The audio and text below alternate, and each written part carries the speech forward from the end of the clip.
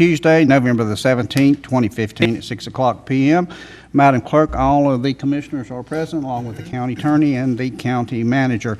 Ladies and gentlemen, if you would at this time, please check your mobile devices. Make sure they're all turned off or on silent for me. And if you are a presenter, if you come to the desk or the podium, if you would, please stay close to this microphone.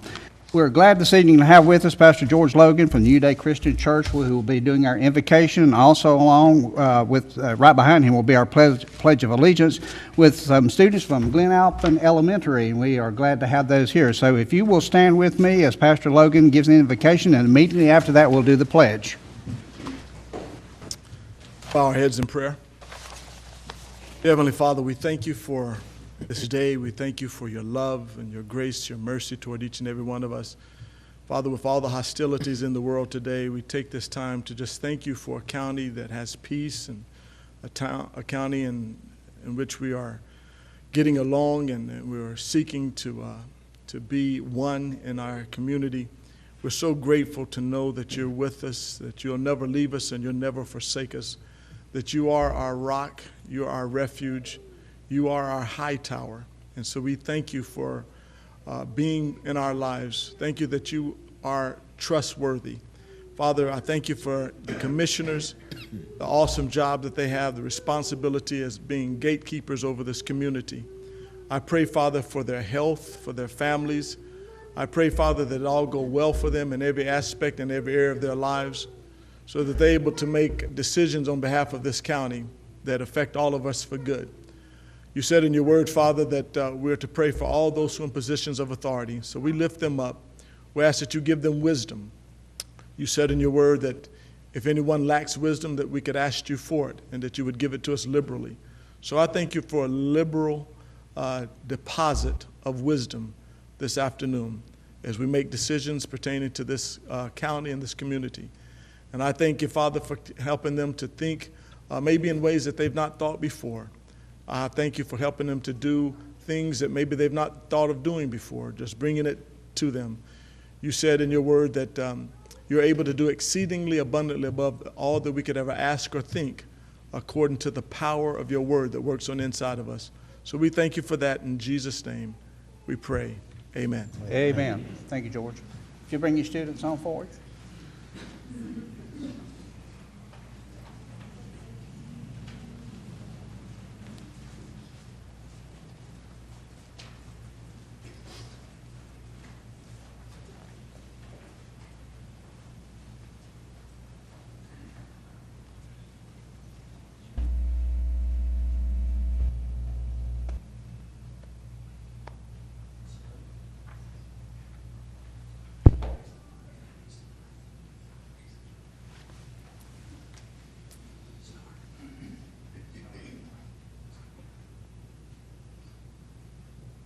Pledge allegiance to the flag of the United States of America and to the republic for which it stands, one nation, under God, indivisible, with liberty and justice for all. All right, if y'all will remain there, we're going to come out and take some pictures with you, okay? And then we'll put those on the board.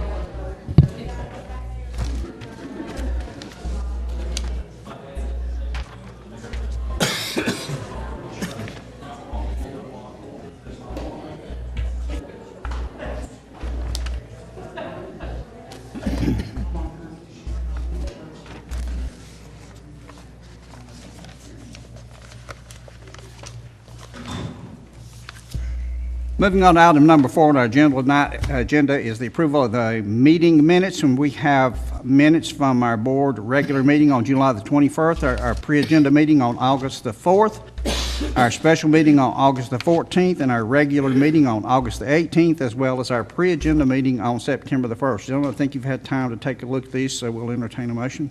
Mr. Chairman, if there's no changes to the minutes, I'll make a motion to approve them as printed. All right, gentlemen, you heard Wayne's motion on all of the minutes. All in favor of approving signify by raising your right hands. That will be 5-0, Madam Clerk.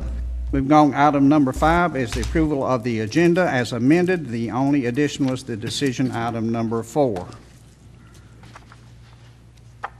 Motion to approve the agenda again as printed with the addition of item 4. All right, you've heard Wayne's motion. All in favor signify by raising your right hands. 5-0, Madam Clerk. Moving on to our presentations, we have none. Moving to scheduled public hearings. Our first public hearing is Community Development Zoning Text Amendment ZTA 2015-02 in public hearing presented by Scott Carpenter, Deputy County Manager and Planning Director. Scott? Thank you, Mr. Chairman, board members. I have 2 text amendment requests tonight, and this first one deals with RVs. At some time in the past, there was a provision put into the zoning ordinance that allowed for RVs to be set up outside of traditional campgrounds, and these were put into Section 920 of the zoning ordinance called Family Recreation Area, and that set out certain provisions for people to be able to set up and hook up their RVs in a more permanent fashion on their private land and to hook up to utilities. What we found, though, that the provision wasn't necessarily clear with all of the allowances, and it wasn't not restrictive enough to protect private property.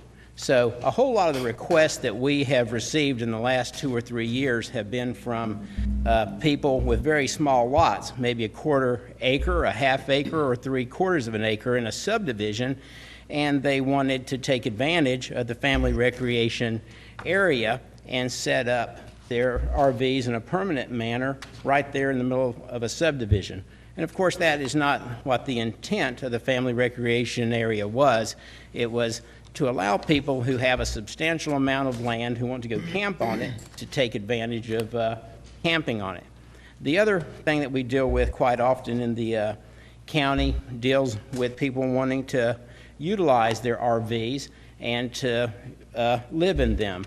Unfortunately, the Department of Insurance does not allow people to live in their RVs on a permanent basis because of safety reasons as well as some other factors. So the request before you tonight is to make 2 changes to Section 1114.5, Area and Site Requirements, and those 2 changes would put a minimum of 3 acres of land for each family recreation area. The other change would be to lower the number of allowed sites from 12 to 4 per family recreation area. All the other things we leave consistent, and we think that this will address some of the problems that keep coming up. To approve for this motion, there would be 2 motions required. Of course, there'd be one required to approve it, and then there would also be another one to adopt a consistency statement. And I'll be happy to answer questions after the public hearing. All right, Madam Clerk, I'm going to open the public hearing at this time. Is there anyone that would like to speak to ZTA 2015-02? Hearing no one, the public hearing is closed. Madam Clerk, gentlemen, questions for Scott on this matter? Mr. Chairman, I have a couple of questions, really to make sure that I'm understanding, Scott. Even if a person has plenty of land for a septic tank will not be allowed regardless. Is that correct? You can use a septic tank for the family recreation area.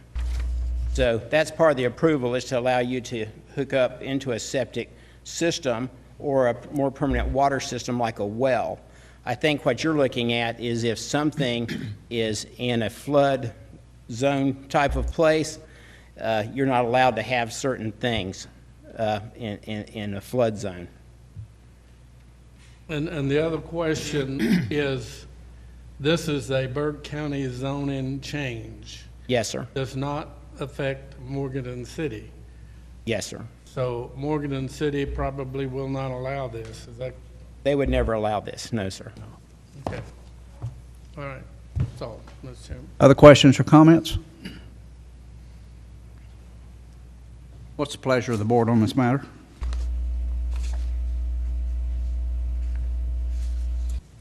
Mr. Chairman, to adopt an ordinance number 215-16, amending the Burke County zoning ordinance in reference to zoning text amendment ZTA 215-02, and adopt the following consistency statement. The zoning text amendment proposed by County Community Development Department staff to amend section 114.5 of the Burke County zoning ordinance is in conformance with the comprehensive plan and is reasonable in the public interest because, number one, the amendment will limit family recreation areas to parcels that have enough land area to provide a distinct separation of the allowed recreational uses from residential uses. Number two, the text amendment will limit the number of RV sites within a family recreation to a more realistic number for a personal use of land. All right, gentlemen, you've heard Wayne's motion. All in favor signify by raising your right hands. All opposed, 5-0, Madam Clerk. Thank you, Scott. Moving on to our second public hearing, Community Development Zoning Text Amendment ZTA 2015-03 in public hearing. Scott? Thank you, gentlemen. The second text amendment deals with shoreline stabilization. So, as you know, a lot of the activities since the housing market slowed down, it's remained at Lake James. Lake James has some stricter rules than the other two lakes, Road Hiss and Hickory, and what we'd like to do is propose a couple of amendments to the shoreline protection section of the ordinance that would bring Lake James into really into compliance with what the state rules are, as well as what is required at the other two lakes. So there's three things that we're basically asking the board to consider. The first one would be to addresses the size of trees. Currently, the way the ordinance reads is if somebody goes in and clears in the buffer, they have to replace the trees with a 1-inch, 4-inch replant. So if you have a 10-inch tree, you have to replant with 10 1-inch trees or 5 2-inch trees. Well, what happens in reality is if you look at landscape architectural designs, it really doesn't matter what size your tree is. What it matters is what species it is. So if you put in a 1-inch oak, that 1-inch oak has to have a 20 to 30 foot separation from the next oak to allow for growing. If you put in a 2-inch oak, it still has to have a 20 to 30 foot. If you put a 3-inch, 20 to 30 foot. So you're not ever able to get in an inch for inch planting. So the desire is to increase the number of inches of trees that can be planted and that they be more substantial. And so we felt that 3 inches is definitely better than trying to accommodate these 1-inch trees, especially in cases where there's illegal cutting of the buffers and they basically leave everything bare. Then it really needs to be more substantial to get a head start. The second amendment addresses the disallowance for rolling back of the steep banks on the shorelines of Lake James. Certain areas on the lake are affected by wind and wave action. You have in your agenda some pictures that show that these banks can be 25, 30, well, they could just keep going higher and higher, 30, 35 feet as they continue to erode. So on Lake Hickory and Roadhead, you're allowed to go in and roll those banks back, smooth them out, and reclaim more of your land. They're not really safe if you have children. I don't think I want my kids falling off a 25-foot cliff onto the rocks or into the lake. So rolling back or reshaping the bank allows the property owner to regain a portion of the land which was lost to the ongoing erosion, and it provides a safer environment. This type of shoreline stabilization is permitted on the other lakes. The third amendment that we're asking you all to consider deals with shoreline stabilization and how that process is done. So on lakes Roadhead and Hickory, for instance, you can access the shoreline and stabilize it from the shore, from the land. But if you look at Lake James, there's a provision in there that you can do it. However, you can't do it if you disturb any vegetation at all. So we know that we have an undisturbed buffer all around Lake James, so you obviously have to disturb vegetation or trees or something else in order to get to the lake shore.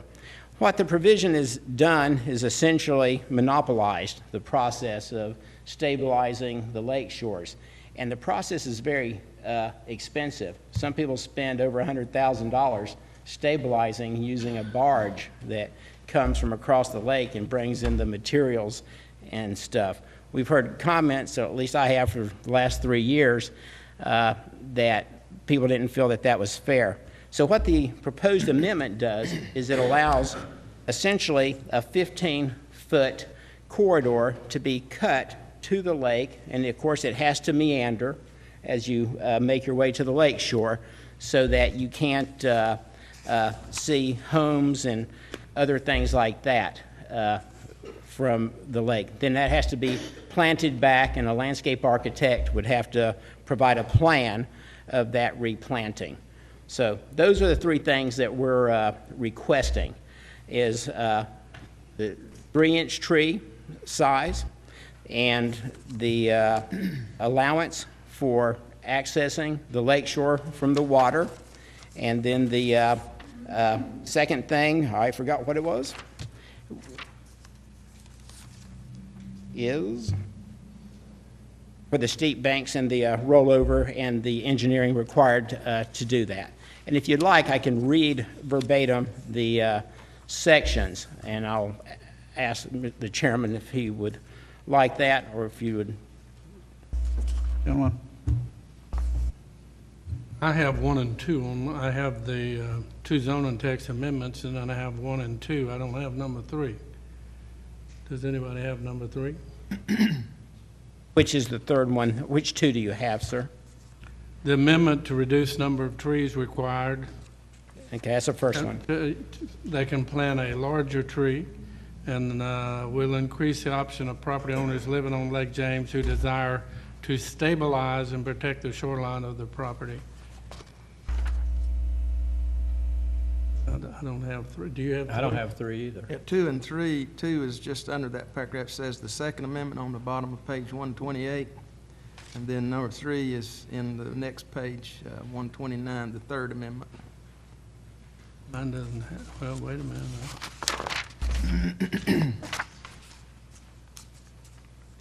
I don't have it.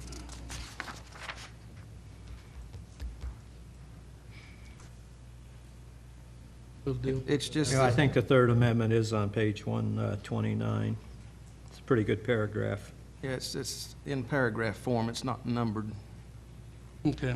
Do you want me to read that for you, Mr. Maynard? Go ahead and read that, Scott. Okay, so D is to minimize disturbance to the protected buffer. All shoreline stabilization activities shall take place either from the water using a barge to transport and install equipment and materials, or use alternative methods for shoreline stabilization for the repair of existing structures and new minor projects. Clearing is allowed to create one 15-foot corridor for equipment access and to allow slopes to be laid back to create a safe and stable condition as specifically allowed elsewhere in this article. The access corridor shall be created in a winding manner in order to reduce erosion and protect view sheds. Protected trees removed to accommodate permitted projects shall be replaced as provided for in section 1208.016.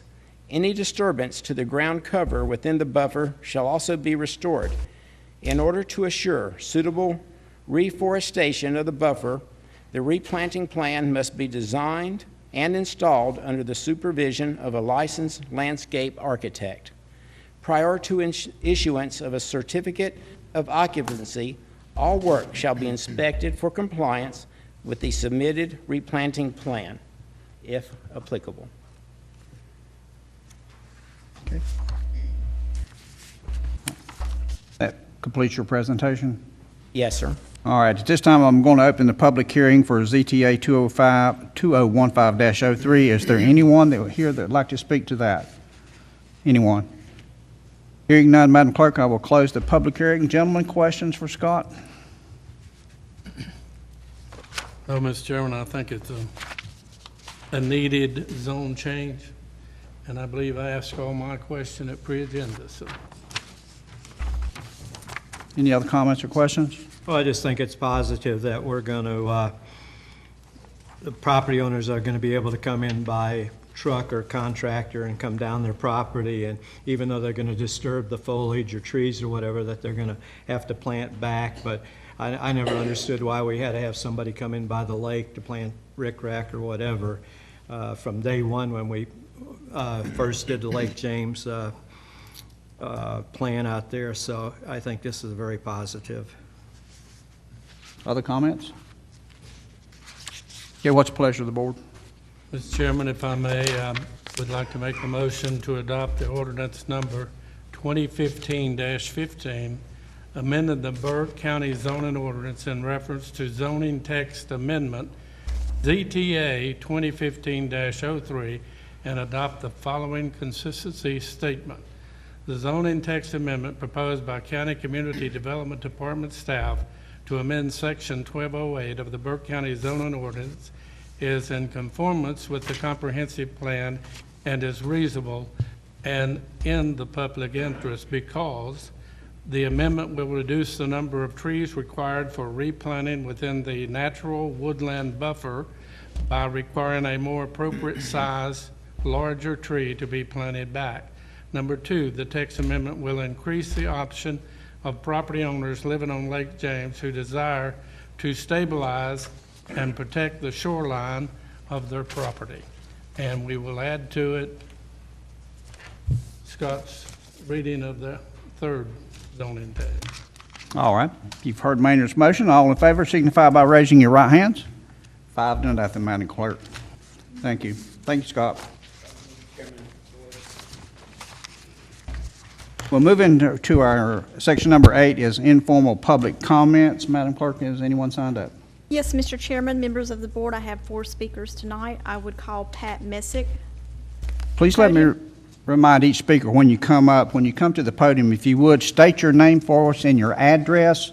Please let me remind you to stay as close to 3 minutes as you can. There will be a timer up on the board. We would ask that you do that. Mr. Messick? Thank you. My name is Pat Messick. I live 114 Parker Lane, City of Morganton. I'm a retired law enforcement officer, 25 years, with the City of Morganton, Burke County Sheriff's Department. I want to talk to you about the jail. I know you've had all kind of public hearings, and the issue's going to be resolved tonight, one way or the other. But I'm a parent, I'm a husband, and I'm a grandfather, and I pay taxes. There's 80,000 citizens in Burke County, approximately. The choices you make tonight will effectively put us in debt for 20 years or 40 years. Take your pick. Your cheapest option of a jail is $15 million. Your biggest option is $30 million.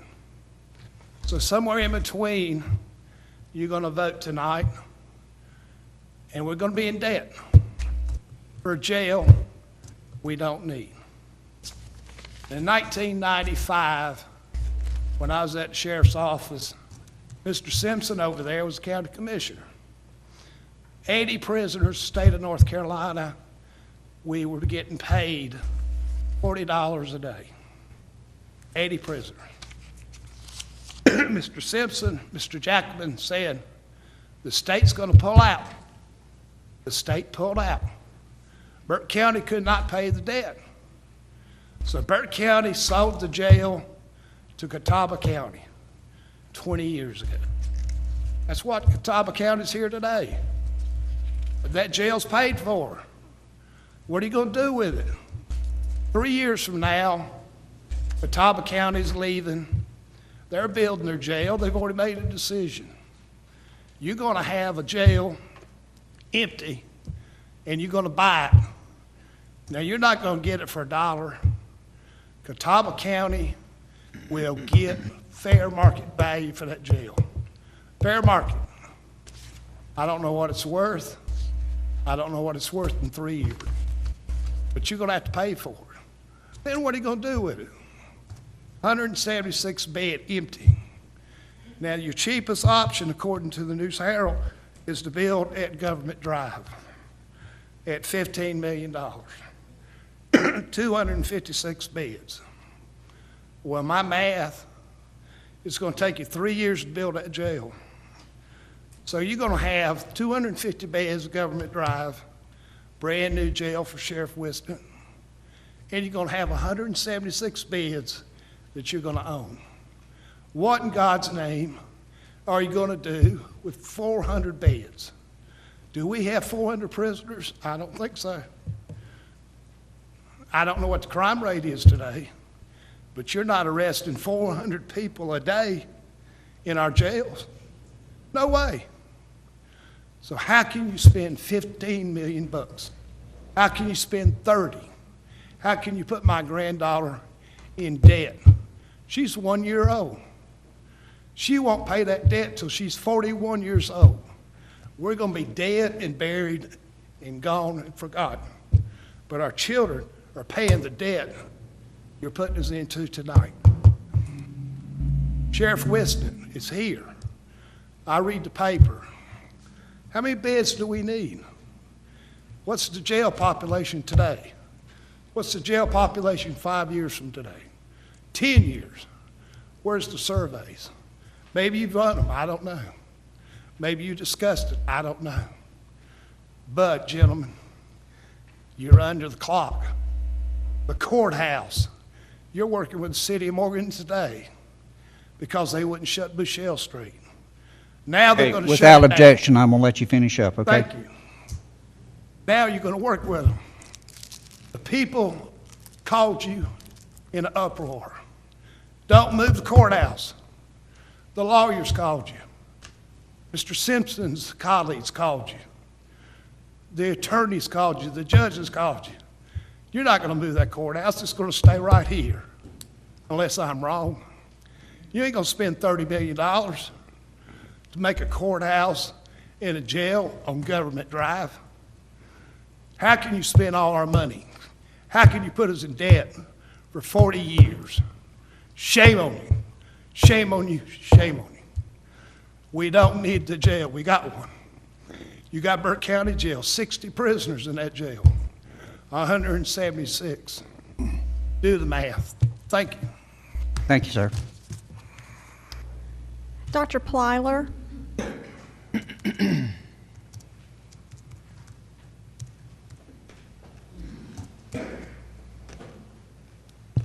Thank you, Mr. Chair and board members.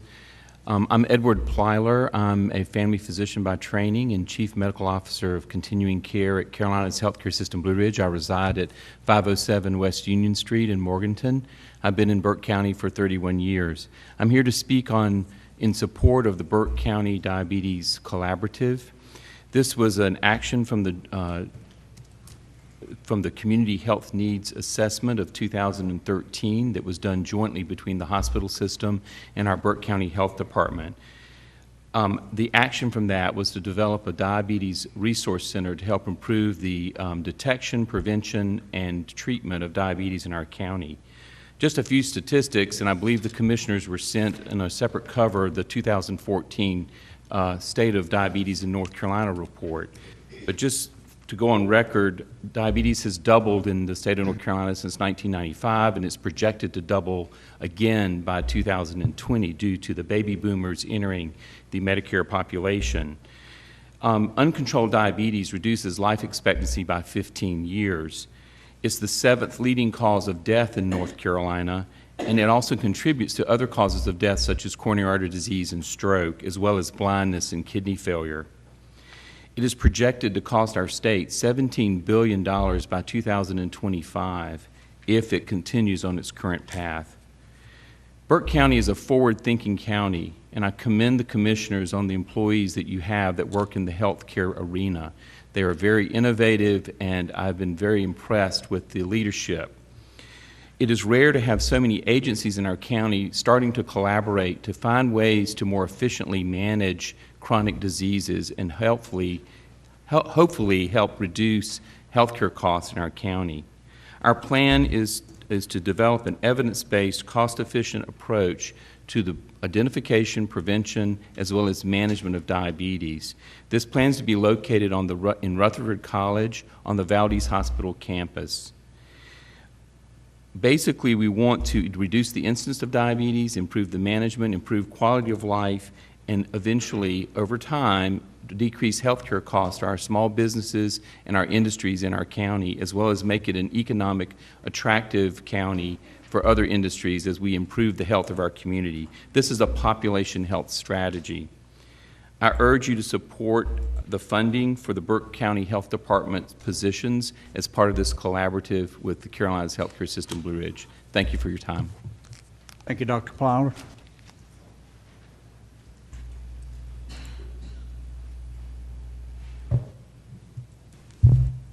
Melissa Ballard.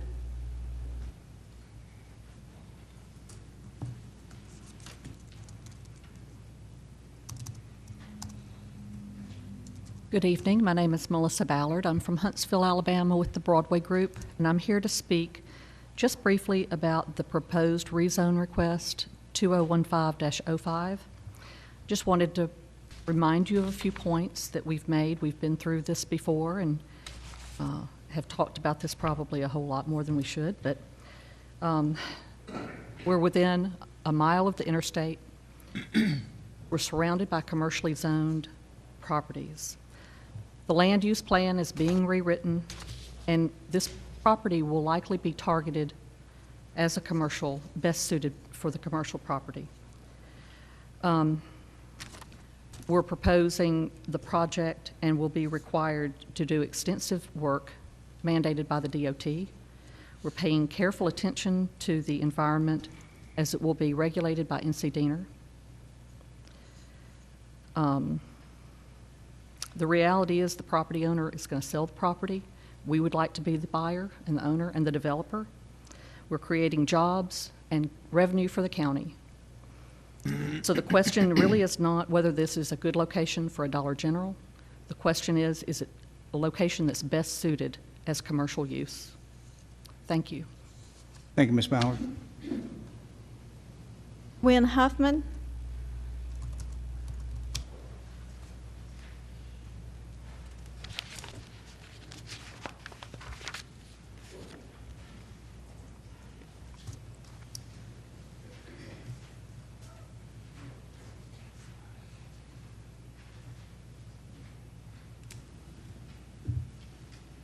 Good evening. I look around and I think, well, are we here to stop the spread of Dollar General tonight? Or are we here to make a decision as to whether this property is suitable for general business zoning rather than to railroad Dollar General out? And I think about like Perry Mason or whoever, if we stop the spread of Dollar General, who has the most to gain? and you think about the competitors or whatever. But I think it would be discriminating if you say that if it was going to be some other thing that the neighbors would enjoy and like, that it would be okay. Because the question is whether or not the land is suitable for general business, not according to what company is going to locate there. But, and I know y'all have heard all kind of remarks about things, why it shouldn't be, but I think the basis of it should be whether or not it meets the criteria according to your very own ordinance. And we would love to have the Dollar General there, and I know it's come across that a lot of the community thinks otherwise, and some of them do. But there are so many of them that don't, and they're not here to speak, so I'm just sort of saying things that they've said. But I pray for your wisdom, that you will look at the facts, and that you'll have the courage to make the right decision. That's my time up. 2 minutes remaining while I get to my next topic. Water. How do we get water down to our church, Walker's Chapel Baptist Church? It's down George Hildebrand section, and I know it's been down there Sugarloaf Road, down to Roney Road, whatever, down that area. What is the process that we would do to make our needs known down there? We have to have a filter on our water at church. It stains the commodes, everything. It has a terrible smell. We have to keep a filter on it. We have to send it in for monitoring and all this. And there are a lot of people that live down there besides the church that we really are in desperate need for water. So can you tell me what the process would be to start that? We're going to put you in touch with our general service manager, and he will give you all the details for it. Okay. Thank y'all very much. Okay. Thank you, Ms. Huffman. That's all the cards I have, Mr. Chairman. All right, Could I came in late, could I get on the list to speak? Gentlemen, Is it to one of the subjects we've discussed then? it's one of the, I think Ms. Williams wants to talk about the DAV road. Gentlemen, I got two, says okay. Okay, fine. Come on up, ma'am. Thank you. Please state your name and address for us. Good evening. Thank you for allowing me to do this impromptu. My name is Barbara Williams. I reside at 3036 Village Court. For the record, I would like to state that this is not a vendetta against the Dollar General store. I, from time to time, shop at Dollar General, although I don't find them to be any more competitive than any other of similar stores. I personally do not have a problem with the pasture land on Highway 18 being rezoned to general business. I do have a problem with the entrance to the Dollar General being on DAV Avenue. That is a rural residential road leading to approximately 80 residences. It is used by the school bus. It is going to create problems. When you get a transfer truck and a school bus lined up back to back, how far back up DAV is that entrance going to have to be put? I would like to propose that Dollar General, instead of using their canned, packaged footprint, redesign their building to fit that land, and that the entrance be put on Highway 18. And again, I would like to call attention to the land use plan that you are updating. That land use plan is to bring growth to outlying areas of the county. What growth do you expect to see on Highway 18 South? You think Morganton is going to drive down 18 South to the Dollar General? No, you're going to get the stragglers coming from lower down 18 towards Morganton. Thank you. I appreciate your consideration. Thank you, Ms. Williams. right, Madam Clerk, I think it will close our informal public comments. You have nothing else. All right, moving on to item number 9 is our consent agenda. Mr. County Manager. Thank you, Mr. Chairman. Members of the board, you have 11 items on the consent agenda. The first, Clerk, Commerce Fellows CDBG Progress Report. Number 2, Clerk, Removal of Nursing Home CAC Member. Number 3, Clerk, Reappointment and Removal to the Adult Care Home Community Advisory Committee. Item 4, County Manager, Request for Waterline Extension. Item 5, General Services, Anna Street CDBG Progress Report. Item 6, Health Department, Child Protection, Child Fatality Teams Physical 2014-15 Report. Item 7, JCPC, Appointment of Mitchell Summers. Item 8, Tax Department EMS Collection Report for September 2015. Item 9, Tax Department Release Refund Report for October 2015. Item 10, Tax Department Tax Collection Report for October 2015. And item 11, Workforce Development Board, Updated Workforce Development Board Bylaws. That concludes your consent agenda. All right, gentlemen, you've heard the presentation for the consent agenda. What's the pleasure of the board? Mr. Chairman, I move that we approve all 11 as presented. All right, gentlemen, you've heard Maynard's motion. All in favor signify by raising your right hands. 5-0, Madam Clerk. Thank you, Mr. County Manager. Moving on for our items for decision. Item number 1, Community Development Zoning Map Amendment, ZMA 2015-05, presented by Scott Carpenter, Deputy County Manager and Planning Director. Scott? Thank you, Mr. Chairman. Board members, this is an item that you're very familiar with. And we had a public hearing on this matter in October, and there was a motion by this board not to deny the request, and that was voted on 3-2. However, that did not settle this matter. The planning board had met in August, and they had voted 1-6 to deny the rezoning request. Now, let me just, for the people who are here tonight, just do a synopsis, because some of them may not be familiar with this. But essentially, the Broadway Group has entered into a sales contract with the property owner, Larry Fan, for the purchase of 2.5 acres of an 18.77 acre tract, and that tract is located at DAV Avenue and 18 South. The request is to rezone the 2.51 acres of that from R3 residential to general business in order to accommodate a commercial retail use of the parcel.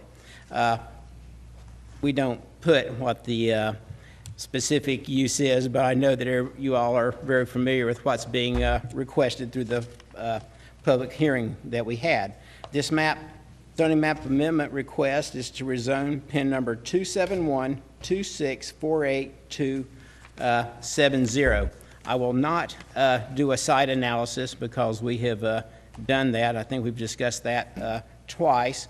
And as far as the conformity with the comprehensive plan, the request actually does conform with the comprehensive plan, even though it is in conflict with the comprehensive plan map.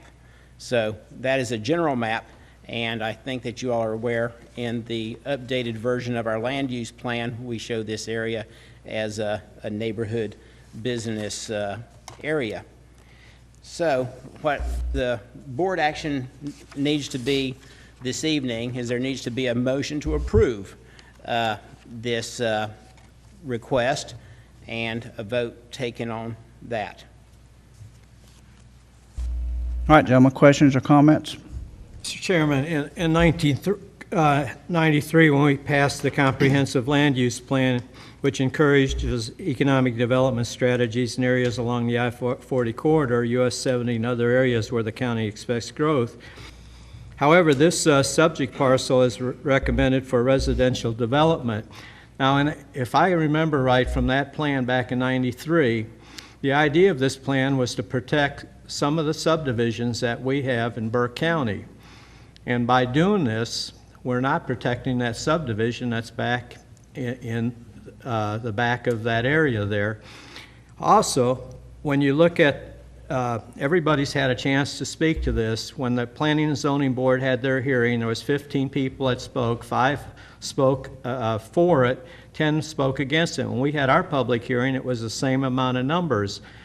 The calls I'm getting are opposed to it 100%. I mean, I've had a few calls the other way, but overwhelmingly, I'm getting calls that, we don't want it, it's going to ruin our neighborhood.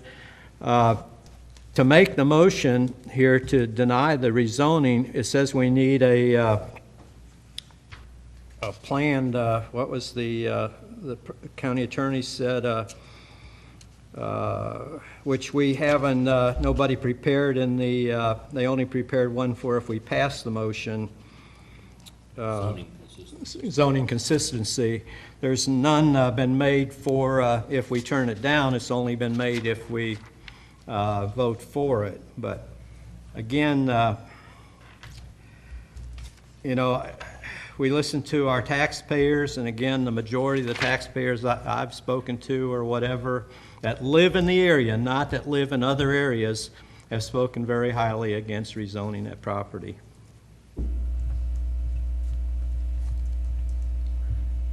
Mr. Chairman, I so badly wanted to call each one of you today, and instead I got Kay to send y'all a couple of sheets out of the governor's recommendations and etiquette and the basic principles.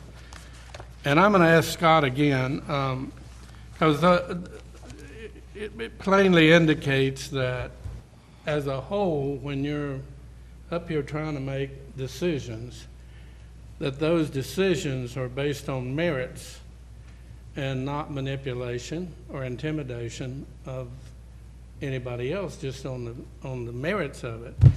And I'm going to ask you again, Scott. I am well aware that your zoning board voted no, but I'm going to ask you, is there any reason, regardless how small or great, that this zoning text should not pass? Is there any reason that breaks that down that, go ahead, I think I asked the question. Well, I think that zoning is one of those things that it's in the eye of the beholder. So when zoning is initially put into place, a lot of it's very arbitrary, and it doesn't cover every single situation. We don't look at every land use parcel or situation, and that's what this process has been about, is to clarify if this particular site is indeed a good location, or if there's challenges with the site or with the surrounding neighborhoods. So just because staff might think that this is a legitimate place to rezone to general business on 2.5 acres, the planning board may have felt that the concerns of the neighborhood outweigh that. When I look at things, I'm not playing on that type of emotion. I'm just looking at the plans that we have in place. Is there good access? Is there water available? Does it meet those types of things? So I think you could probably look and find a reason to deny it, but I think that the things that make it more likely to approve outweigh those. Is that a clear answer, or is that around the... But there's no marital reason that this board could find to... I can't answer for the board, sir, on that. I'm like Wayne, I got calls both ways, and I've got 3 or 4 people that emailed me and said they'd changed their mind, they'd like to have a Dollar General down there. I think that as this board looks at it, and obviously we want to satisfy as many of those people on Dave Avenue as we can, but as we look at this situation, it does meet the criteria of the I-40 corridor. Am I correct? Yes, sir. Okay. If we say no to some jobs that we can have, we say no to business, we say no to sales tax, and from my understanding from you, that when we rezone that, there can't be a mobile home park put out there. That's They can't correct. sell mobile homes out there. They can't put a car lot out there. It's just for that convenience store for that area. Is that correct? Yes, sir, that's what the request is. Okay. Other questions or comments?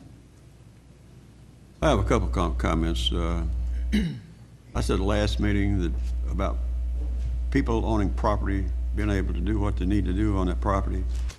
They buy a piece of property for a reason. And I ran it on about government interfering with everybody because with the ordinances not allowing people to do what they need to do or want to do.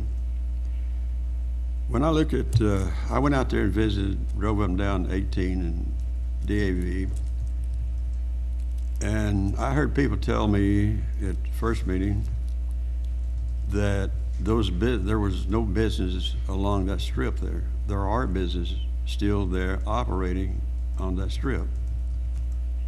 And I also drove up DAV Drive, and the first object that you come to up there is the DAV facility. And of course, beyond that is where the development comes in. So the people in DAV live there. The only time they'll see that is when they go out and come back, go out and come back. So I don't see why they wouldn't want a convenience store, so to speak. Not a convenience store, but something similar to a convenience store. And my wife visits one here in Morgan quite often because it's available, it's convenient, and the prices are good. And you get a lot of stuff there that we need to use every day. So to deny those people, other people that live in the area, that privilege, I think we're doing the wrong thing. So that's my really feeling about that, is let the man sell his property or whatever he wants to do with it, but we need to rezone it first. Thank you, Mr. Chairman. Yes, sir. Anything, Jeff? No, sir. All right, gentlemen, what's the pleasure of the board on the matter of ZMA 2015-05? Mr. Chairman, I move we adopt ordinance amending the official Burke County zoning map as it relates to the facts presented for ZMA 2015-05. To adopt zoning consistency statement. The proposed zoning map amendment can be considered consistent with the Burke County Comprehensive Plan and the Burke County zoning ordinance and is reasonable and in the public interest because the 1993 Comprehensive Plan encourages economic development strategies in areas along the I-40 corridor, US 70, and in other suitable areas. There is existing general business zoning and commercial development located just across the highway and in the surrounding area. This rezoning request would allow for the use of a portion of an unoccupied parcel and provide private enterprises the ability to offer certain permissible commercial and recreational business opportunities to the citizens of Burke County. All right, gentlemen, you've heard Jeff's motion. All in favor signify by raising your right hands. All opposed? Madam Clerk, it will be 4-1. Thank you very much. Moving on to our next item will be... I had an email from you stating I can safely say that it will not be a dollar store on DAV Avenue. You have very much disappointed me. Well, yes, when you have time to investigate and look farther into the issue, you have a right to change your mind, and I do that. Thank you. This is not over, we'll just keep with CO2 and the EPA.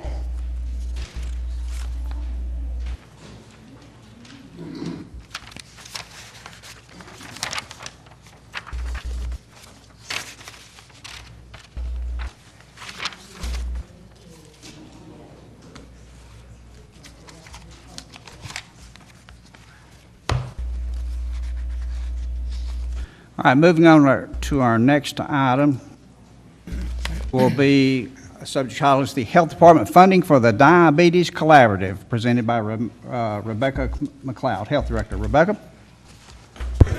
Good evening, Mr. Chair and board members. How are y'all? I come back to you tonight to let you know that we did not receive the Duke Endowment grant that we had asked for. We had said that pre-agenda that I would come back and let you know if we either had been approved for it or not.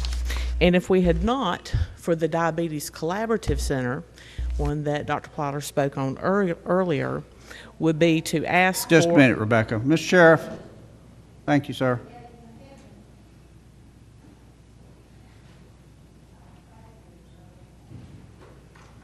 I'm sorry, Rebecca. You want to start over or somewhere? I kind of got lost. What I'm coming to ask for tonight is the fact that we did not receive the Duke Endowment Grant. And as I explained at pre-agenda, that in order to do the community-based approach for the Diabetes Comprehensive Center, it's not a medical center, that it did come out of the Community Health Needs Assessment for 2013. It was not one of the funded mandates from the state. It is a need that's here in this county that as a group of community-based agencies, we said that it's not the access to health care that people are missing, it's the access to the educational and nutritional services. So working with the hospital and the other groups in the county to put together this comprehensive diabetes resource center, I'm asking for 2 positions of that part of the grant because the hospital is coming up with the second floor of Valdez General, and also they're coming up with staff people that they're going to fund. But I was going to come to ask for tonight from January to June a total of $47,650 to begin our part of the initiative for the diabetes grant. And I can answer any questions. All right, gentlemen, questions for Rebecca? Mr. Chairman. Yes. Rebecca, can you give us some idea how would you get folks to come and get the education they need? I mean, it seems like there's areas out there that folks could access, but they don't. What are we going to do to promote it? We're going to actually take, our first part is we have to have a hub. We have to have one centralized place where you can put all the information together.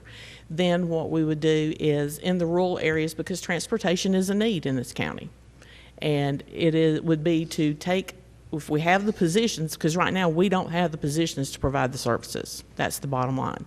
We would actually have programs, the evidence-based programs, where we could say you can either come in to Rutherford College, to the Valdez campus, or we can take the programs out to you.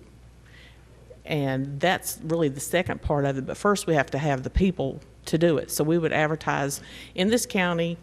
Newspaper and radio are the 2 ways to advertise, plus all the physicians' offices, because one of the needs, the physicians' offices in this county have already been surveyed by Carolina's Healthcare System Blue Ridge, and Dr. Plotter can correct me if I'm wrong.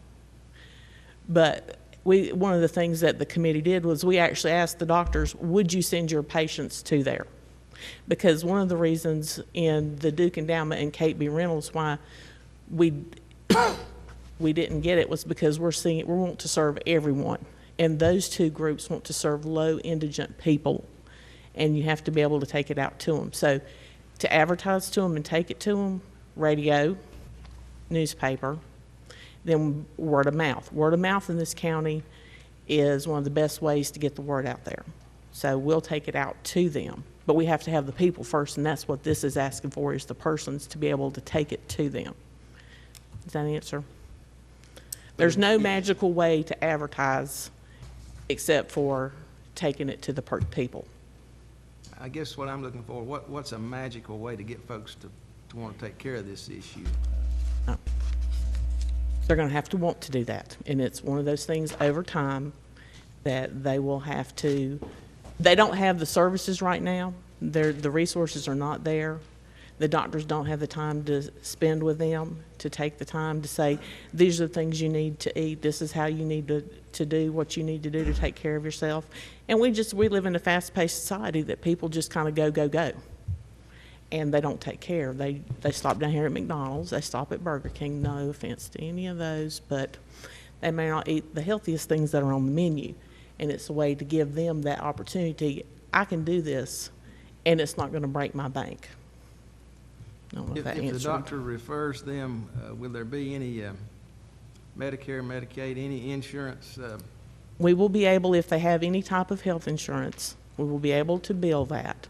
There will be people that will be on the sliding fee scale that will not be able to, they can pay if they can, but if they can't, there will be some who fall 0%. But that's one of the parts we're able to do as public health. If we have a charge for them and it's based on their income, then it can either slide to 0 or it can slide to whatever percentage up to 100% of their income, which is about, it depends on each family. I don't know if that helps. Rebecca, if I may, I'm like Johnny a little bit. I let my mind drift back to the DAV thing a second, but yes, sir. Right now, we don't have a proposal at all before us because you did not get the grant. Is that correct? No, sir. The proposal was if we did not get the grant, that we would. I had asked for $47,650 to fund it for the first 6 months. That was the or. $47,650. Yes, sir. Do we know what we will get for that? I mean, you're going to hire one person, Two. Two. We're looking to do 2 persons, yes, sir. And what are they going to do for us with $47,000? One of them will provide medical nutrition therapy, which is specialized intensive therapy for persons who not only have pre-diabetes, diabetes, or any other chronic disease. That's a billable service. We would also hire a health educator who will take the programs out to the public from that one spot and go to churches, go to civic groups, go where they're needed to the people. Do we That's have what we a don't have. projected program with projected how many people we will touch, how many lives we will touch? We're hoping that we'll touch at least 500 in the first year. So I would say in 6 months, around 250. How are they going to reach 500 in 6 months?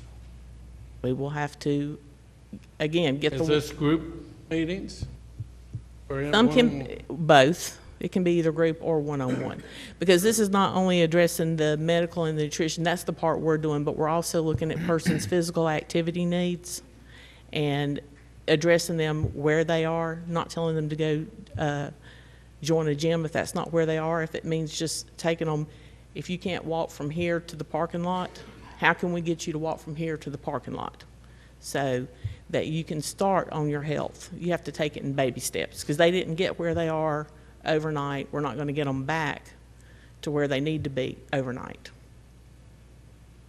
Well, I guess my concerns are a little bit like Jeff, too. You know, all of us go out and eat all the time. And I was at a restaurant Sunday with a big group of my family. And it was obvious people really don't care if they're obese or not. We all could use a little stronger table muscles, I guess, and push away from the table. But I think we need, I won't put the rest of my commissioners in that. You know, I would like to know the program. I'd like to see the program. Where are they going? Who are they calling? Who are they going to see? How many they project to see a day? Because otherwise we just kind of, you know, we kind of just okay a blank check, you know, a check for $47,000. You know, I agree with the doctor that spoke earlier. You know, it's one of our bad things that America does, and we're just, but nobody seems to can get a handle on it and bring it in at least to some degree of success. But I'm not interested in spending $47,000. I'm interested in the results that $47,000 will get me, and I think that's the best way I could say that. Mr. Chairman, Rebecca, is there some means that after 1 year or even 2 years, how can we measure whether or not this has been successful, and is there a way out if it's not successful? Yes, sir. One of the things that we're going to do going into this is have metrics. And the metrics will look at their hemoglobin A1Cs to see if we've made a difference in making that drop. We will also have the metrics on looking at their weight loss, because there are actually the Eat Smart, Move More, Weigh Less programs, which are the evidence-based programs. We will be able to monitor and track persons over a period of time. It's not just our two people, it's the whole, looking at the whole person. So we will have the metrics that we'll be able to follow to show that we're moving the needle and making a difference. So we will have the data. I'm not asking to pay for that part. That's another piece that the hospital's looking at. So we will have the metrics to look and see, are we making an impact? Because we're not just doing this to say we want to do this. We need to show that we're actually reducing hemoglobin A1Cs of persons. We need to look and see, are we actually making a difference? Are they able to be more physically active? And that, again, is individualized based off of that person. But we will have metrics that we can show. I can bring back and show. So Rebecca, you're saying that if you don't attain the numbers, that we can get out of it in a year? We could. Mr. Chairman, if I may, one more question. Yes, sir. Do we have this in duplication, or the other agencies such as a hospital? I know the schools have been somewhat active with it, but is there other people doing this already? Are we duplicating this service? Not in this county, no, sir. And there's not any other, in doing our research and trying to figure out who else has worked collaboratively to actually share resources and do things across the state, there's not any right now who are putting together a comprehensive diabetes center like we are. There's not any. We would be actually out there on the forefront trying to do something different. It's moving into population health, because by the year 2017 or 2018 with the Medicaid reform, they're going away from fee-for-service. They're going to more values-based. And I could stand up here all night, and I know people want to go home and hear other things, but it is moving away from fee-for-service and going for values and population health and looking at the health of the community. And it's not always you can measure it because you keep your metrics and you track your people. But can you show a major return on your investment to where you're going to make money? I cannot tell you we will make money. I'm not going to stand here and tell you that. I'd have to come back and tell you we probably would break even. We're not going to make bouquets of money doing this. It is looking at the community and what can we do to help the community. So, that's all. Mr. Chair, I have a couple of comments, but Maynard touched on one thing. Diabetes is one disease that the individual can control by himself or herself, and it is diet, exercise, and taking your medication or whatever as the doctor prescribed. And we know in the past 7 years, Barack Obama came out and said everybody in the United States will have access to health insurance, right? So what happened to that? We can't go on, this county can't go on with programs and health-wise to address all maladies that people suffer from. The taxpayer just can't afford it. I mean, I won't put that burden on them. Because if individual is afflicted with diabetes, I'm sure they have a family doctor, or probably have a family doctor, and he can advise them what they need to do. And it's their choice of what they want to do. If they want to continue eating, gaining weight, maintain their weight, don't exercise, and don't take their medication like it is prescribed, then you can't do anything about that. But this county cannot continue on putting in place the health issues, and I don't know how much money we spent in the last couple of years on this very subject. And it seems like every turn around, we need to spend more money on health issues, We can't cure anyone unless the person wants to be cured. If they want to get cured or directions on it, they need to go to a family doctor, wherever it's at, and get advice from him or her. And I don't care what kind of program you put in place, you can't make anybody come to that. And I don't imagine anybody that is afflicted with diabetes would even bother to come to a program like that in the first place. So at some point, we have to take a look at how much money we're spending on this issue in this county. And I don't know how much money we've spent, but it's quite a bit over the last couple of years. So I think this issue should be between the people that are affected by diabetes and their doctors. And that's what should be done. And we can't do anything about it, or shouldn't be doing anything about it. Putting in another program, more people, more money. And so this has got to end sometime. One question, Rebecca.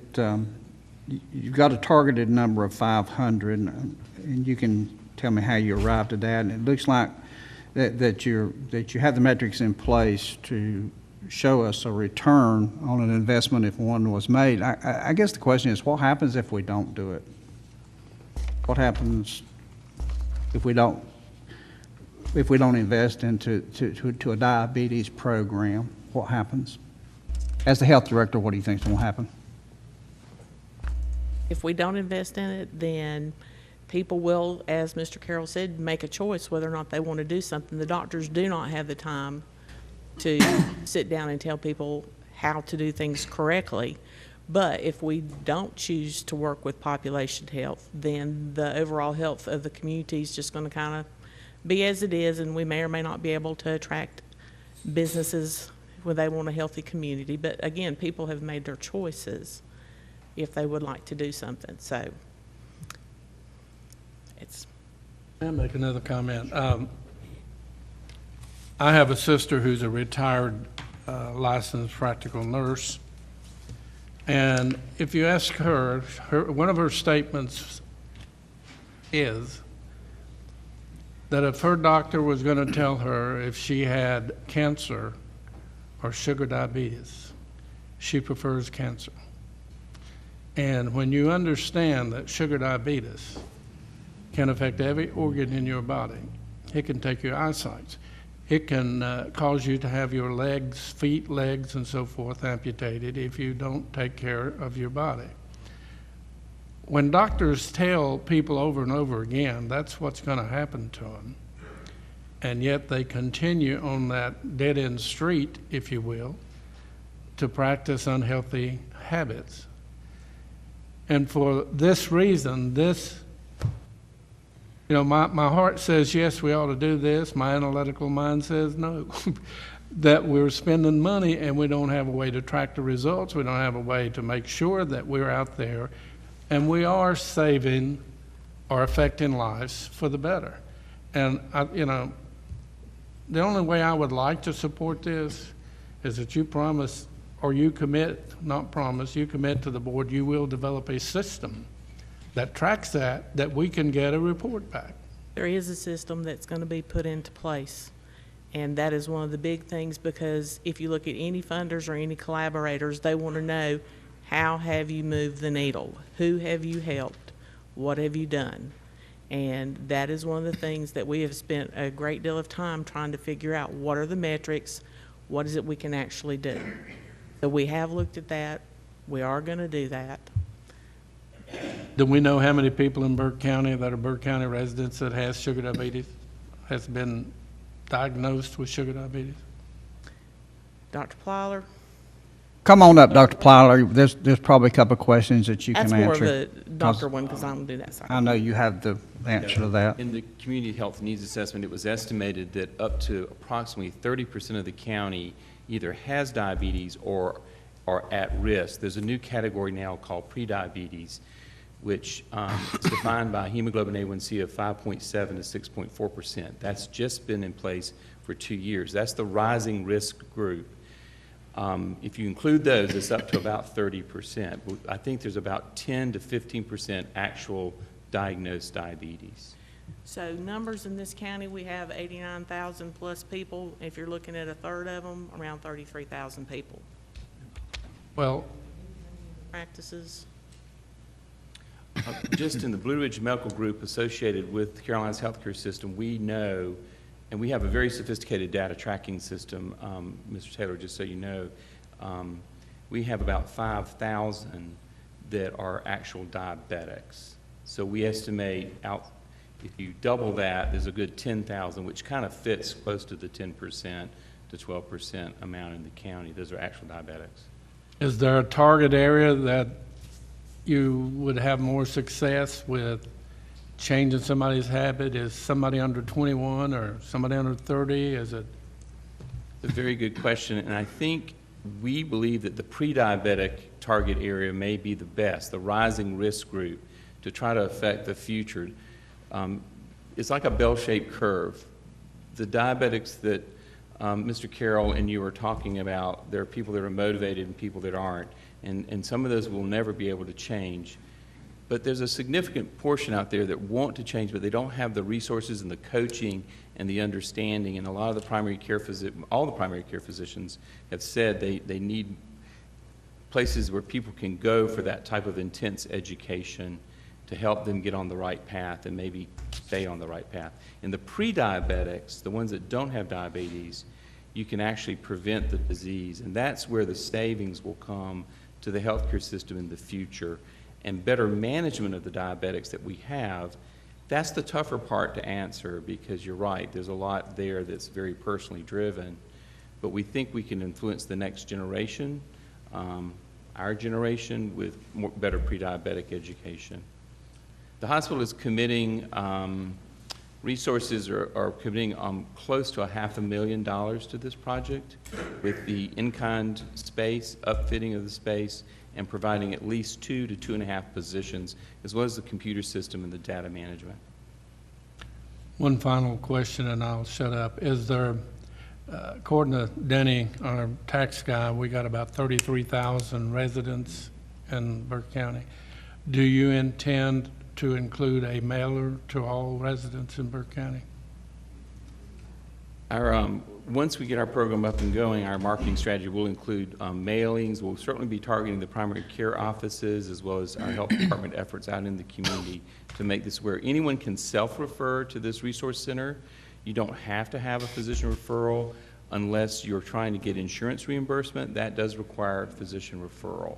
We do think there'll be some income stream. We're not sure it will sustain itself, but what we see is the decrease in cost over time is where the savings will be, and the return on investment. It's kind of that newer way of thinking. In the hospital, we're destroying our own business. So if you look at it that way, we're trying to decrease utilization. We're trying to decrease diabetes and that type of thing. But yet, what'll happen is we'll have a healthier community and we'll be rewarded in a different way in that value-based purchasing. I have one other comment, Mr. Chairman. Not too many months ago, I visited my family doctor, and he says, "You're borderline diabetic." That caused me to open my eyes, and there's no more moon pies and RCs, ice cream cake, and stuff like that, and I'm getting along just fine. And that's all the people have to do. It's simple. Thank you. Mr. Chairman, I think, again, as Dr. Pyler said, they're putting some money in this, and it's a collaborative effort with Carolinas Healthcare and the Health Department and other, citizens and doctors that are involved in this. And I would think that, at least give it a year's trial, see, how it goes or whatever. I mean, we can cut it out at the end of a year if it's not working, but I think as many people that are involved and the amount of people that are suffering or are going to suffer from diabetes, it's worth putting a little money into it to try to help this disease that people don't get it. If I might, Wayne, to follow up on your statement, what are we going to do after 6 months? Because you're only asking for 6 months worth of money. Budget. It'd be in the next budget year. In my next budget year. You are going to budget. Okay, what about grants in the future? We're still looking for smaller grants. One of the things that, talking what Mr. Britton said, asking how are we going to get the word out and do, one of the things that we're figuring out from the different grantors is they want the smaller grants.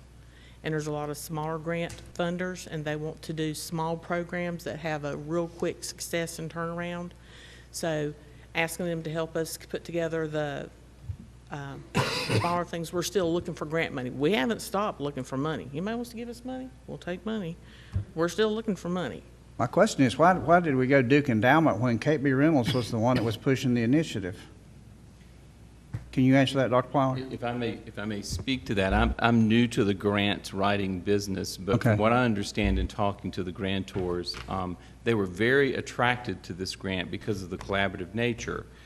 What they didn't like is the hub focus. We believed that in order to be better in satellite and reaching out into our large county, that we had to have a hub to get started and to try some efforts towards some sustainability, some revenue stream in a hub and getting our primary care doctors on board. Then we could start to reach out to our underserved populations.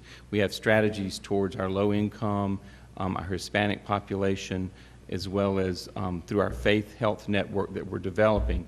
Those are very good fodder for what we call focus grants, and we believe that Cape B. Reynolds and Duke Endowment will be very interested in those focus grants. They just did not want to take on the huge elephant that we're starting, and that was kind of the feedback that we got, that they wanted us to start reaching out first as opposed to developing a hub. Our hospital system and our health department felt that a hub, so that we could try to have some sustainability, some revenue stream, was the appropriate way to start.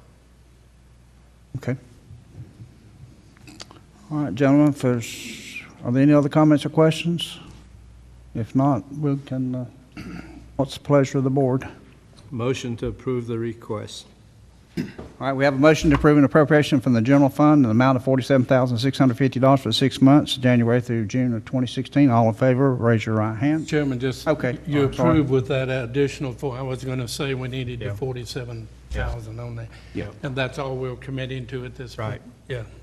Okay, again, all in favor, signify by raising your right hands. All opposed? Be 4-1, Madam Clerk. Thank you.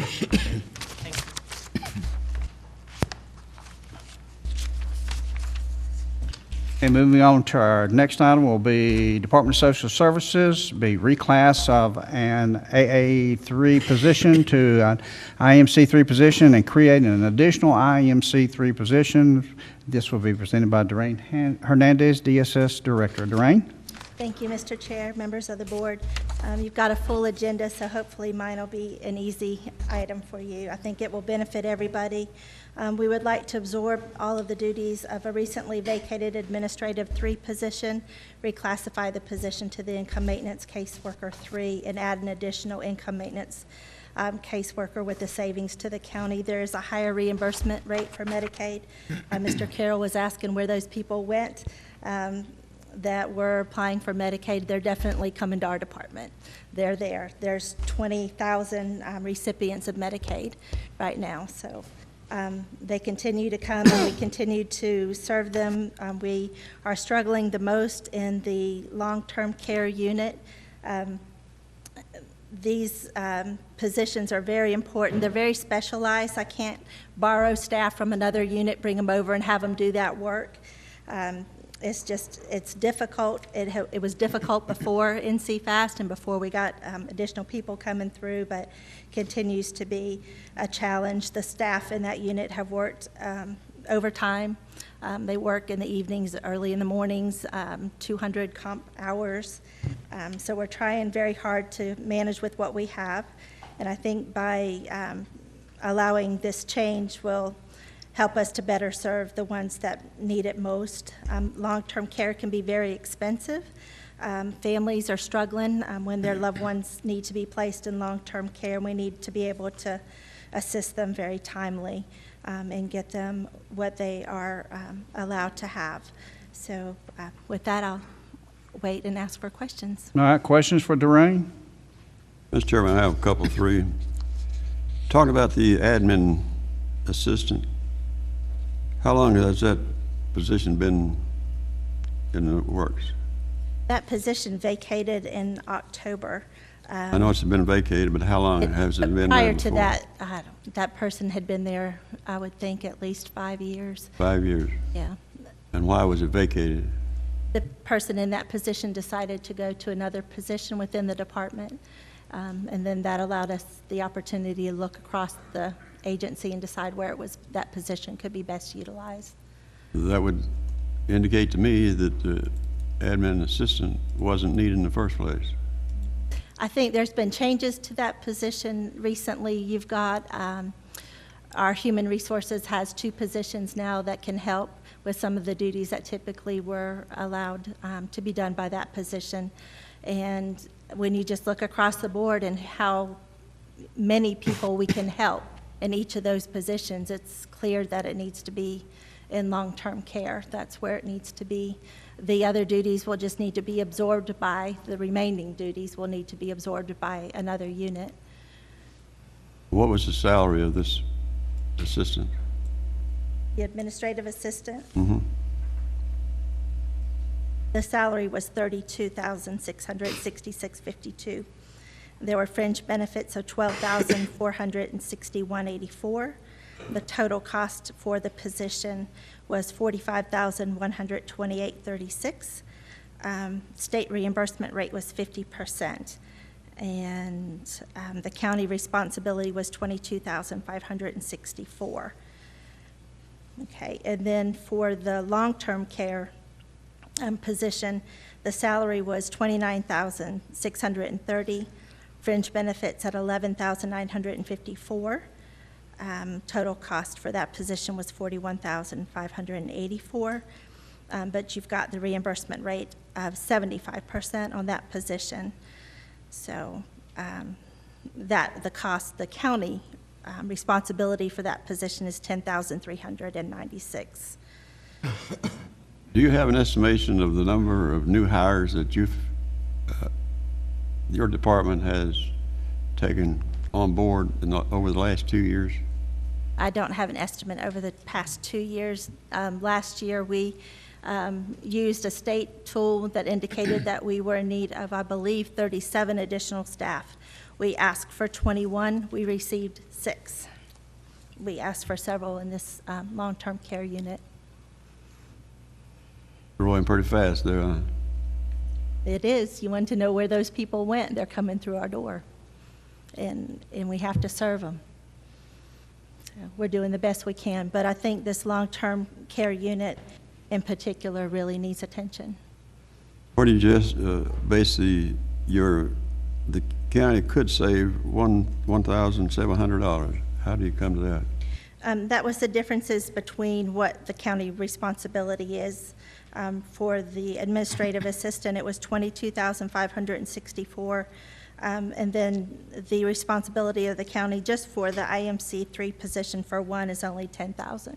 It's because of that 75% reimbursement rate that you're getting. Thank you, Mr. You're Chairman. welcome. Any other questions? If I may, Doreen, what is the difference in the job description of administrative assistant to the income maintenance caseworker positions? The administrative assistant had more to do with HR responsibilities, payroll, those types of things. And then your caseworker is going to be the one that is establishing eligibility for Medicaid programs. Specifically, we're asking for the long-term care. The long-term care staff are struggling with, just like the rest of them did with NC Fast and it taking longer, those kind of things. But our population is aging too, so there's going to be an increase in that area. Do those people who move into that income maintenance, did they get a salary increase? These 2 positions would be a new position. We would reclass one and we're asking for another. So there's nobody in them now. There are other positions like them. So why don't we take the one that's still getting 50 and make her a maintenance case worker too, and let the state pay 75 instead of 50? There's nobody, that position is vacant. And so that's what we are asking for, is that we be able to hire somebody. So we would get 2 people at the 75% rate. So it would be county savings. It wouldn't cost any more. Money's already there. And we'd be able to serve more people. We have to prioritize. Nobody wants to have extra duties given to them, but we can spread that out amongst a unit and cover those HR types of duties easier than we can leaving people that need long-term care waiting. So we're trying to go, with where the need is the most. But at least at this move, there's no additional cost, no budget effect. As a matter of fact, you're saving about $1,700. Yes. That's all the questions I have. Any other questions, comments? What's the pleasure of the board on this matter? Mr. Chairman, I move we approve the recommendation to reclassify as requested. All right, you've heard Jeff's motion. All in favor signify by raising your right hands. All opposed, Madam Clerk, it will be 4-1. Thank you, Doreen. We thank you. All right, move into our last item for decision is the jail location and scope. Gentlemen, at our November the 13th, 2015 special meeting, the board voted to place the location and scope of the Justice Center project on this agenda for a decision. Based on our discussion, the Government Drive location was preferred over the downtown site for construction of a 256-bed jail. In addition, site work grading for construction of a future courthouse was to be included in the scope of the work. The estimated cost to construct a 256-bed jail is approximately $15,666,802, with the architect estimating that additional site work will, to be approximately $400,000. All right, we've looked at 3 different plans, and each one of you have those plans in front of you.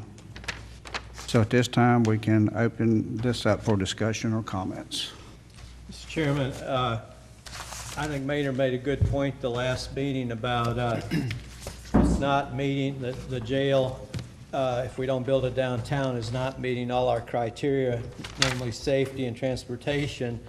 But then again, when we look at the numbers, it doesn't take me a long time to figure out that those numbers just don't work. And the only thing that I'm all for going out on on Government Drive with the new jail, and I don't think, I've heard people in the community say, well, we're rushing this project or whatever. That's not the truth. We've been visiting jails for a good number of years right now, and we have jails that we see that we like, and we also know that our present jails are very dangerous. I mean, you wouldn't want your child or brother to be working in these jails. The jail that is out on that we're sharing with Catawba County, as I've stated before, was a modular jail, and as we're speaking, it is crumbling before us. Last year, the floor sunk about a foot, and we had to put a new floor in the kitchen. We've had trouble with inmates jimmying the locks and whatever, and we had a very serious thing happening with inmates over there a couple years ago. The only trouble I have on this present thing, and I think Jeff brought it up, additional site work for a future courthouse of $400,000. I guess I would say I'm opposed to that because we never know that we're going to go to that site to build a courthouse, especially since the basement of the present courthouse will be vacant. And according to Judge Irvin, we could easily put a couple courtrooms down there as we get that in the future. So I see no reason to spend $400,000 at this time for site work that might never happen. But I'm 100% in favor of the construction of the 256-bed jail on Government Drive, and I think it's just, to me, it's a safety issue. But like Maynard said, we're not completely filling our 100% of our criteria, but cost, when you're looking at 40-year money against 20-year money, it doesn't take long to figure out that we can't build the whole the thing out at either downtown or out on, build a Justice Center. Any other comments? Mr. Chairman, I have several. I hope all of you brought your package with you, but on page 2 CM, there's several things that's just, as they say, 2 and 2 don't come up 4. You got some pros and cons there, and I want you to look at the downtown site. And the second issue on that says a con, it says security issues with existing courthouse. Everybody we visited that built a jail said if you build it next to the courthouse, that those problems go away for the bigger part. That it was much safer and much better security to do that. Expensive solution to parking issues. When you look at that, it says con for downtown site, but nobody's give us an exact cost, or I don't have it, of what the parking is going to cost. And remember, we do not have to build a parking deck. That was an offering from the city of Morganton, and we don't have to agree with that. I still think that we can do the parking where they wanted to do the park and save a whole lot of money. Delay in parking structure will delay and cost more if we don't do the parking deck. That's not a con. That's and that's the things that I wanted to do. And then look at generator. The generator will make noise. Really? Will the generator at the new jail make noise? There's 4 or 5 of these cons over here that really doesn't belong there. There's no merit for them to be over the other one. And then I want you to look at 6 CM and 5 CM. And I hope you gentlemen studied this, because it's about to drive me bananas. Down at the bottom, item number 31. And it says, pre-construction fee, $65,000. Kitchen, $830,000. Sale completion, $494,000. Escalation, $354,000. Folks, that's $2 million, and you flip to that 6 CM. You won't see those categories. Why? Why can we not get somebody to do these things, put the prices on all 3 of them? If it doesn't have to have that, then there'll be a 0 in there, and we can get a handle on what these costs are doing. The other thing that we've requested a couple of times and still don't have, but I appreciate Sheriff Wisnett gave us a little piece of paper. We've been trying to get a cost figure that we don't have, and we're trying to make a decision without complete information. We want a cost figure of what it's costing us to transport prisoners back and forth from the jail site. According to Steve Wisnett's recommendations regarding transport and holding, he said it would take 3 staff to stay in the control room and 2 to supervise the persons. He would request 4 transport officers and 2 cars, and we do have a cost because we got it for the towns that we provide costs for, and it's $96,000 and change that we charge those counties to provide a cop and a person. Now, if you do the math, and you got 7 people, and you got 2 cars and with 2 officers, and then you got to add 2 more officers, do you know how much money it's costing us, according to this, to transport people from the jail site on Government Avenue to the courtroom in downtown Morgan? Somebody tell me what you think that adds up to be. Well, first of all, it shouldn't be any more than it's costing us now, because they've been transporting from the jail in Gov Drive to the courthouse for decades. Jack, would you believe $450,000 times 10 years is $4.5 million? And you do it 20 years, which is the length of our loan, you're talking $9 million. Take $9 million off of the 16, and you don't have it all there anyhow. I mean, the one on the 15, you know, they have to have a kitchen out there. They have to have stuff that's on here that's not on this sheet of paper. So your total cost in 20 years would be a way under lower than what we're anticipating spending with you, 15 million. Because if you take the parking deck, again, we didn't ask for that. That was, we were approached with that from the city of Morganton. If you take that off, you're down to below 15. And folks, it's not accurate figures on these pieces of paper, or there's not accurate information, one of the two on these two pieces of paper. I don't know, you know, the city's willing to close Michelle Street, and I'm still going to tell you in the grand schemes of things, even if you took half of that off, if you took half the cost off, you're going to have $4 million less. Well, by building that building down.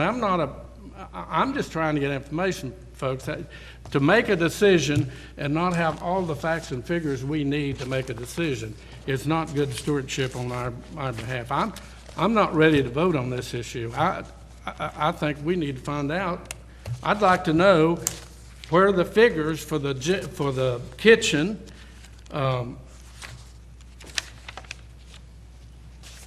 Let me get back to that again, please. Where's the money that's showing on that $15,000 pre-construction fee, the kitchen, sales completion? I thought that was included in the construction. You mean we're going to build a jail and the sales are not going to be complete? Why is that sales complete? You know, I'd like to have those things answered. I think you also got number 27 there, which says cost of work, and I don't think it's on the next page either. I don't see it. I do not see cost of work on it.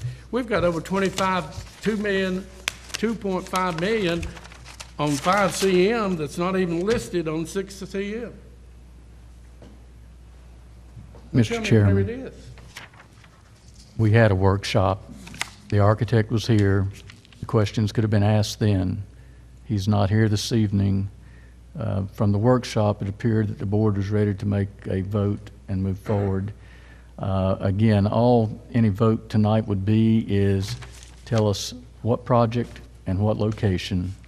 Until bids are actually put out and responded to, you won't have an actual cost that you can count on. The construction manager at risk will be involved with the architect once we know what project to do the plans for. At that point in time, the construction manager at risk will be working with the architect to try and drive costs down. But again, the architect was here at the workshop, and I'm not in a position to answer the questions that are being asked this evening. I'm sorry. One thing too, you have to look at the downtown jail. If you do that, you got to remember we're going to have to get in a condemned property square block there, which is going to be very costly for future work at that site. Or if we don't build the parking deck, we'll have to have that, which could be very expensive. And we're going to have to pay the city $250,000 for the use of the street. Don't forget that. I think, as Brian said, he doesn't have the information. We had the information, the architect here the other day, and with that, I'll make a motion to proceed on the construction of the 256-bed jail on Government Drive. However, my motion will be without the $400,000 in additional site work. I just can't. I think that's a waste of money at this point. All right, gentlemen, you've heard Wayne's motion. All in favor signify by raising your right hand. Mr. Chairman. Yes, sir. I would like to ask Wayne if he could do a modification on the county manager authorizing to address the change orders, he would have the authorization to change those up to $2,000, but others would come before the board before they proceed on those. That's So fine. I ask that you, That's fine. So the motion would be amended to say that the county manager could do change orders up to $2,000. Anything above $2,000 would be presented to the Board of Commissioners. Is that what you're asking, Jack? yes. Okay. All right. Any questions on Wayne's motion now? Mr. Chairman, $2,000 would be a very minor amount of money. Could be very cumbersome on a project of this size. I would recommend some number somewhat larger than $2,000. What number would you recommend, sir? Are we talking about here, Mr. Manager, just the, during the planning and architect phase of this, or was the intent for this to be throughout the process? I'm not really real clear on that, and in fact, if that can be handled when you actually go to bid and we move forward with actual construction at that point in time, I don't anticipate any changes with the architect. He knows what needs to be accomplished, so I don't think that there would be any change orders to occur during the architectural plan development. So again, if you want to just wait until we get to the point where we're actually moving forward with construction and incurring the debt and address it at that point in time, it'd be fine with me.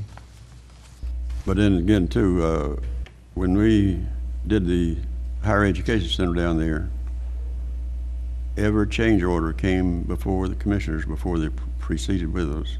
And I think, and that came in on time, and I don't see an issue, should be an issue with putting in place over $2,000 will come before the commissioners.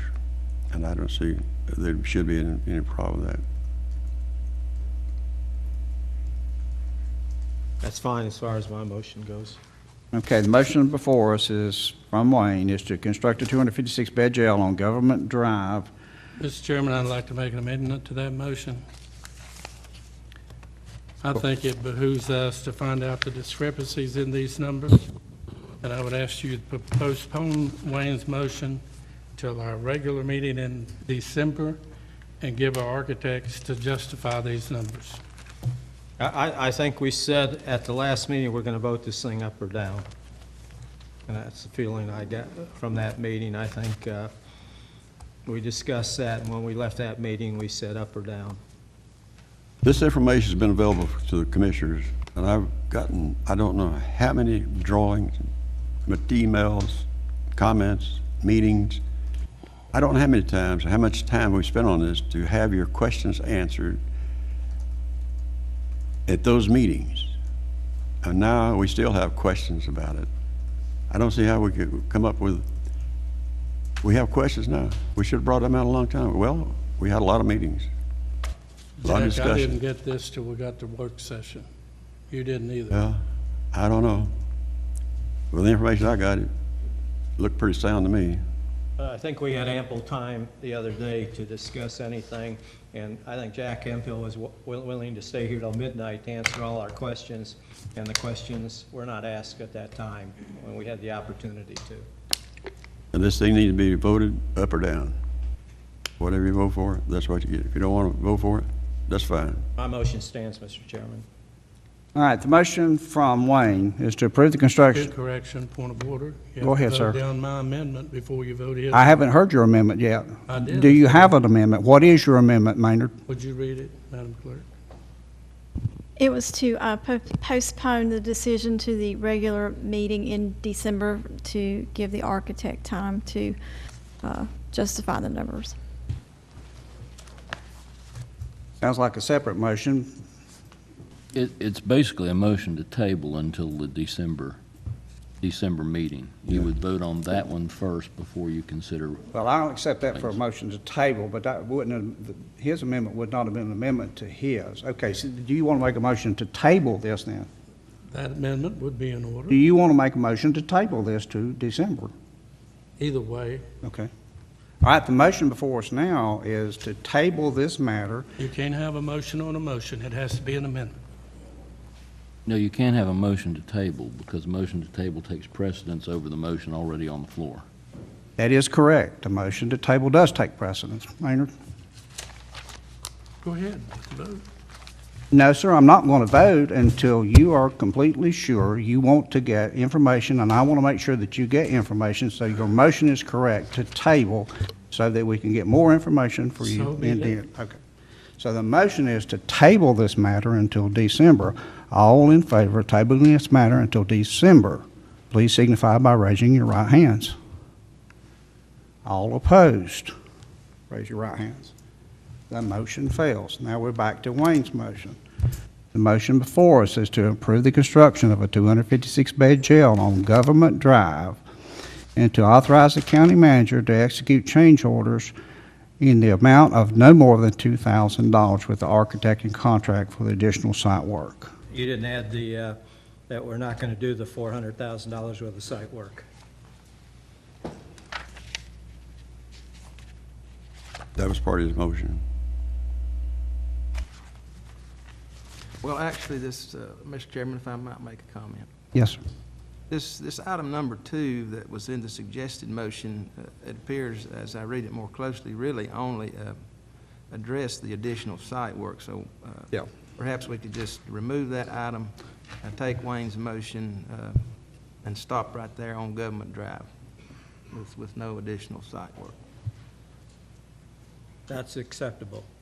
All right, the motion reads to approve the construction of a 256-bed jail on Government Drive and to authorize the county manager to execute change orders no more than $2,000 with the architect and contractor.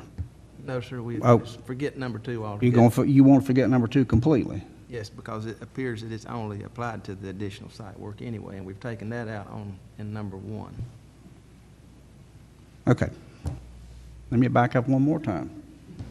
I apologize, sir. No problem, sir, because I want to make sure we get this straight. Wayne's motion, Wayne, correct me if I'm wrong again, Madam Clerk and Wayne, to approve the construction of a 256-bed jail on Government Drive. That's it. All in favor signify by raising your right hands. All opposed. Madam Clerk, that is 4-1. Thank you so much.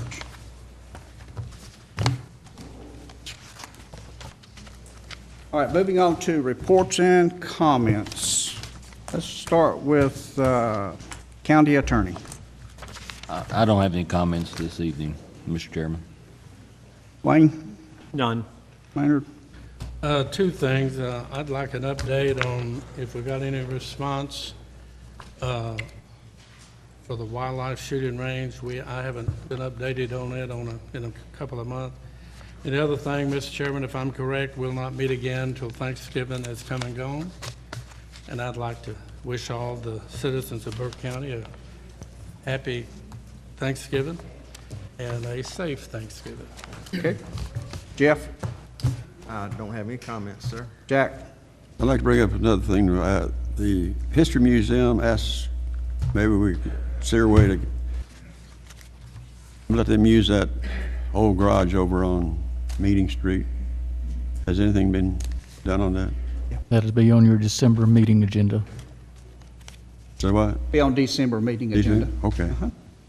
Otherwise, I just hope everybody has a big fat turkey next Thursday week rather, and have a good Thanksgiving and enjoy yourself. Madam Clerk?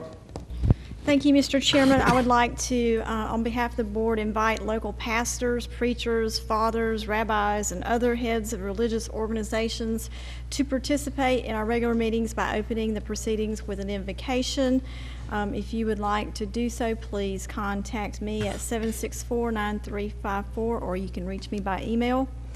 The Morganton parade will be Tuesday, December 1st. Our pre-agenda will be Wednesday, December 2nd at 3 o'clock, and county offices will be closed November 26th and 27th for Thanksgiving. Thank you, Mr. Chairman. Okay, the only thing I have is I've spoken with the mayor at Glen Alpin regarding the Lake James Glen Alpin Fire Department contract issue, and we will be having that also on our December agenda. Lake James has submitted paperwork to Glen Alpin, but Glen Alpin elected some new council persons, so they will be looking at that, and we should have that ready for the December meeting. Madam Clerk, vacancy announcements. I'm sorry, Mr. County Manager, I was going to leave you out, sir. I was just wanting to share with you the plans that have been developed so far for the East Burke Library Senior Center, and let you know that the architect, if they can complete some things, they will be here to do a presentation to this board. And we have those for our audience on television to observe as well. Let me just share this with you. And this is the result of meetings with the citizens for the library and the East Burke Senior Center, as well as input from staff, the library director, and the Senior Center director. Again, that gives you, the first shows just kind of a general layout of the property with the parking lots. The next shows an actual floor plan at this point in time.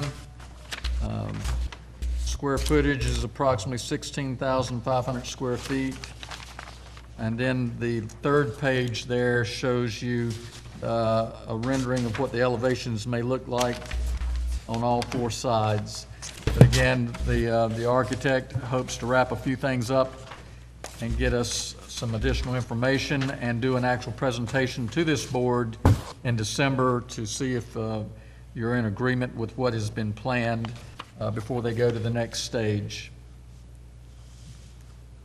So Brian, we're talking about a single-story building at this time? Yes, sir, and part of that is if you're looking at the floor plan, it allows for some joint use parts of the building, and you can either block off the senior center or block off the library, or actually block off both, and they could still have people come in and use the community meeting room, even if the library or senior center was closed, and those parts of the building would still be closed and secure. And we won't have to have an elevator. No elevator, no steps, so you avoid a lot of issues that come with that, and it also has a covered entry that they could pull up to and let people out. Again, there may be a little more tweaking, but I believe the staff and the focus groups that helped us with ideas and what they wanted in the facility have been put into the plan that you see before you, and we hope to have a color rendering for you to look at in December.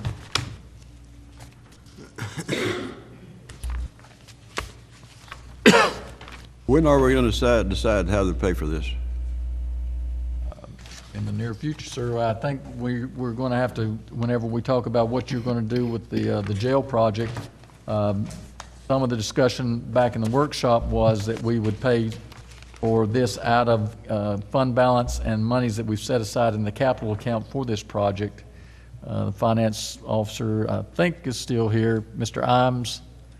I don't think there he is back there. But again, as we move forward with the projects, we can have a final decision rendered by this board if you would like. I would suggest you pursue, in addition to that, financing it through a local financial institution as opposed to the fund balance. Whatever you'd like. We can sure take a look at it. Yeah.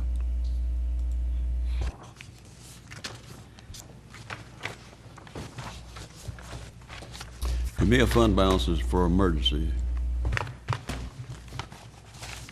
And I don't think that facility down there would be classified as emergency.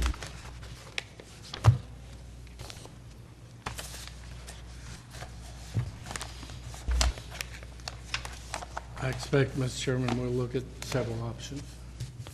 Yes, sir. Hey, Brian, anything else?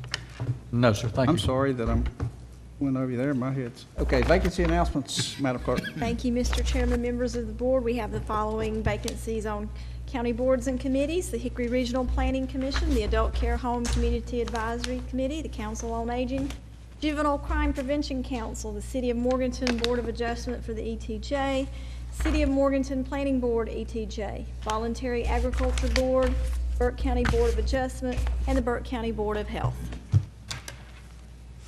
All right, thank you, Madam Clerk.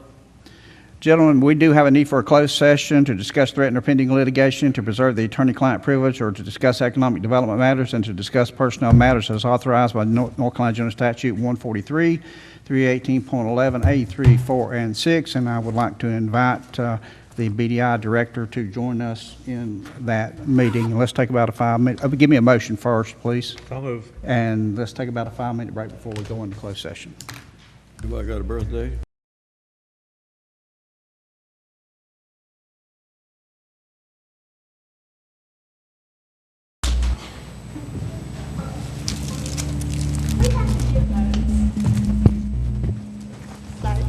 Anyway, you're already closed. It's 9 o'clock. Oh, no, we closed at 11. Huh? 11. All right, had a proper motion to come out of closed session, no So moved. action Motion was to taken, adjourn. motion to adjourn. We stand adjourned.